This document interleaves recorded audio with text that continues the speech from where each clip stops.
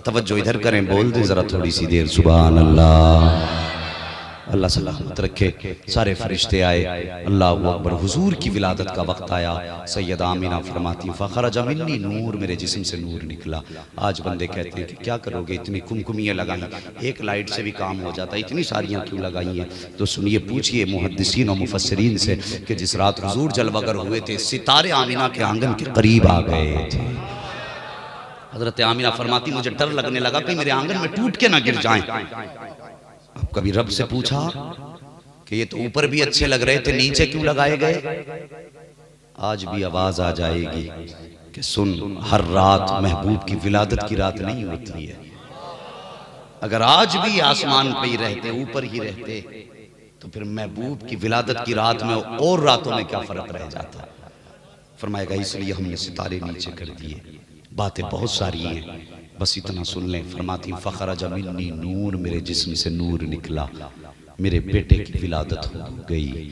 फरमाती अब जरा गौर से सुनना, जब किसी भी खातून के बच्चे की विलादत होती है तो सबसे पहले उसकी ख्वाहिश होती है मैं अपने बेटे का चेहरा देखूं, मैं अपने बच्चे को देखूं, उसकी आंख कैसी है, उसकी नाक कैसी है, उसका कान कैसे, हाथ कैसे। हर माँ की ख्वाहिश होती है। सैयदा आमिना फरमाती मेरा भी दिल था मैं सबसे पहले देखूं मेरे बेटे की आंखें कैसी हैं, मेरे बेटे का माथा कैसा है। फरमाती हैं लम्मा नजर तू, जब मैंने अपने बेटे को देखा, मकहूलन, मेरे लाल की आंखों में सुरमा लगा हुआ था।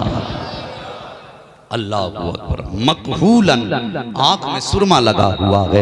मदहूनन, बालों में तेल लगा हुआ है। मखतूनन, खतना शुदा पैदा हुए हैं। मकसूरन, नाक कटा हुआ है।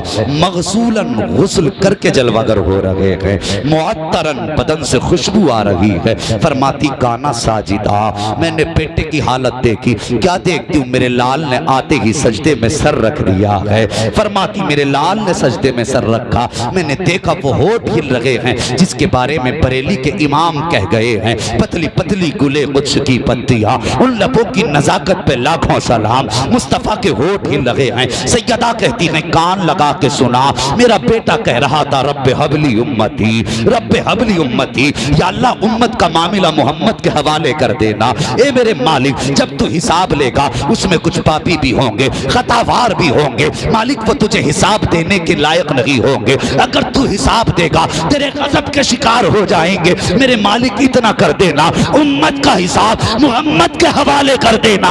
या अल्लाह, अगर तेरी मर्जी होगी तो उम्मत भी मेरी होगी, कयामत के दिन हुकूमत भी मेरी होगी, हिसाब भी मैं लूंगा।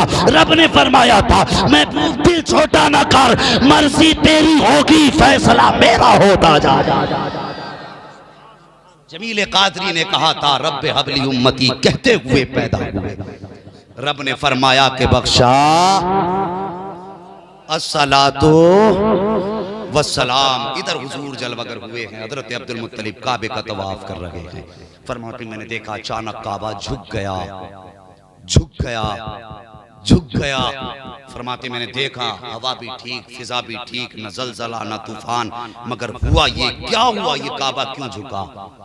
फरमाते मैंने गौर किया तो काबा मेरे घर की तरफ झुका था। किसकी तरफ? घर की तरफ। अल्लाहु अकबर। आला हजरत ने जब ये अंदाज काबे का देखा तो कहने लगे हाजियो आओ, शहंशाह का रोजा देखो, काबा तो देख चुके, काबे का काबा देखो। फरमाते हैं जिनके सजदे को महराबे काबा चुकी, उन भवों की लताफत पे लाखों सलाम। इतने में सैयदा आमीना ने एक बच्ची से कहा जाओ हमारे ससुर को बुला लाओ।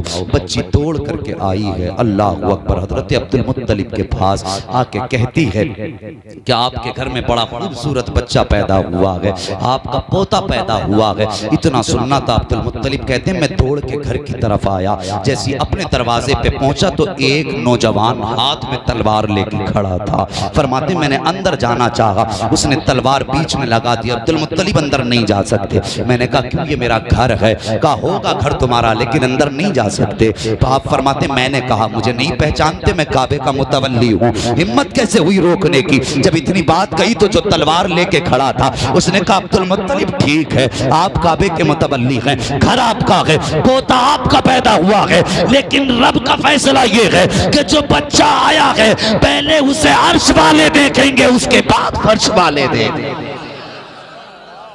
अल्लाहू अकबर, पहले अर्श वाले देखेंगे फिर फर्श वाले देखेंगे। हजरत अब्दुल मुत्तलिब अंदर गए, हजरत आमीना से कहने लगे लाओ मेरा पोता मुझे दो। जैसी हजरत आमीना ने अपना शहजादा हजरत अब्दुल मुत्तलिब की गोद में दिया ना, तुम्हें पता है ना, हजरत आमीना की आंखें बरसने लग गई, रोई। हजरत अब्दुल मुत्तलिब कहने लगे आमीना क्यों रो रही हो, बेटा पैदा हुआ है, खुशी का माहौल होना चाहिए, रोई क्यों? कहने लगी मुझे अब्दुल्ला की याद आ गई, बस मेरा दिल ये कह रहा है आज अब्दुल्ला होते तो बेटे की पेशानी चूमते। अजीब ख्वाब होते। फिर फरमाने लगी मेरा बेटा यतीम है, अल्लाह अकबर, अगर बाप होते तो इसको उंगली पकड़ के टहलाते, बाप होते तो सीने पे थपकी दे के सुलाते। मेरा बेटा किसके सीने पे सर रख के सोएगा? कौन मेरे बेटे की उंगली पकड़ के चलाएगा? कौन मेरे बेटे को बाप का प्यार देगा? कौन मेरे बेटे के खिलौने का इंतजाम करेगा? हर बच्चे की हसरतें बाप के साथ जुड़ी होती हैं, मेरे बेटे के ये ख्वाब कौन पूरे करेगा? इतनी बात कही है, आंख में आंसू हैं, गैब से आवाज आती है आमीना आंसू ना बहा, ये बेटा अब्दुल्लाह का है, महबूब हमारा है, ये बेटा तुम्हारा है, महबूब हमारा है। अगर बात होगी चलाने की तो हम इसका, बात होगी सुलाने की तो हम इसको हरम काबा में सुलाएंगे, हतीम की आगोश में दे के सुलाएंगे। जब बात खिलौने की आएगी तो चांद को खिलौना बना देंगे, और जब ये जिद करेगा कहीं पे टहलने की तो हम इसे महराज में बुला लेंगे, और अगर ये बात करेगा अपने मर्जी पूरी करने की तो हम कयामत के दिन फैसला करेंगे, महबूब आज मांगता जा तेरा रब तुझको देता जाए। अल्लाह अकबर, ये शान वाला महबूब पैदा हुआ, और फिर जो बरकतें आई हैं, अल्लाह अकबर, सारे ज़माने में बरकतें। हुजूर ने ज़मीन पे पैर रखा, पूरी ज़मीन पाक कर दी गई, जैसी ज़मीन पे कदम रखा ज़मीन पाक है। फरमाती फिर मैंने लाल को उठाया, गोद में लिया, फरमाती जैसे मेरे लाल पैदा हुए गैब से कोई कपड़ा आया, उस कपड़े के बारे में दो रिवायतें हैं। बाज ने कहा उसका रंग सफ़ेद था, बाज ने कहा उसका रंग हरा था। फरमाती मेरे बेटे के ऊपर आके पड़ गया, मैंने अपने बेटे को देखा कि उसका सत्र छुपा हुआ था। फरमाती फिर मैंने अपने लाल को गोद में उठाया, उठा के देख रही थी कि अचानक बादल का टुकड़ा आया, मेरा बेटा मेरी गोद से उठा और बादलों के अंदर चला गया। फरमाती है कि बस मैं तो माथे तड़प गई, बेटा भी यतीम था, एक ही सहारा था, जैसी गायब हो गया मेरी चीख निकल गई, मेरी आंख में आंसू थे, मैं रोती रही। कुछ देर के बाद फिर वही बादल का टुकड़ा आया और मेरा लाल मेरी गोद में वापस कर दिया गया। अल्लाह अकबर। फरमाती मैंने अपने कानों से सुना, अपने कानों से सुना,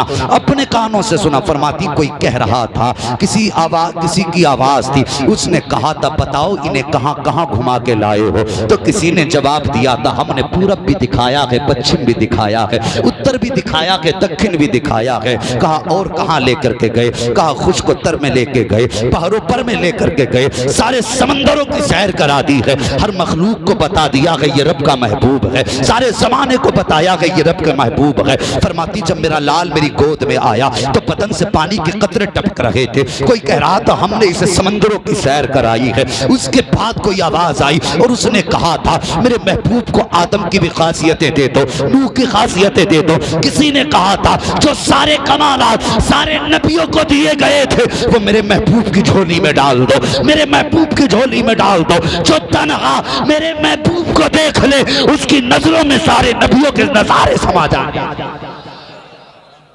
फरमाया गया सारे कमाल मेरे बेटे को दिए गए। अल्लाह अकबर। बातें बहुत हैं। फिर फरमाती हैं वक्त गुजरता गया, वक्त गुजरता गया, फिर वो वक्त भी आया कि हुजूर हलीमा सादिया की गोद में तशरीफ लाए।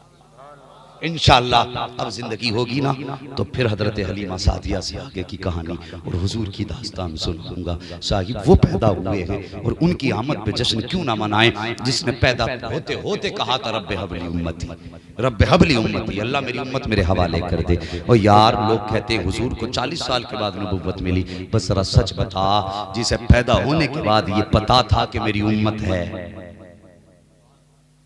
क्या बिला वजह में उसने उम्मत मांगी थी? तो उसे ये भी तो पता था ना मैं नबी हूं,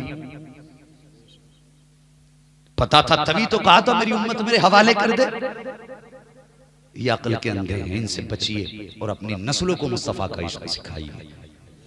हाँ, और ये काम होता है बरेली के इमाम अहमद रजा के दामन से जुड़ने के बाद। आला हजरत का दामन थाम लो, खुदा की कसम यही मसलक हक है, यही मसलक अहले सुन्नत है, यही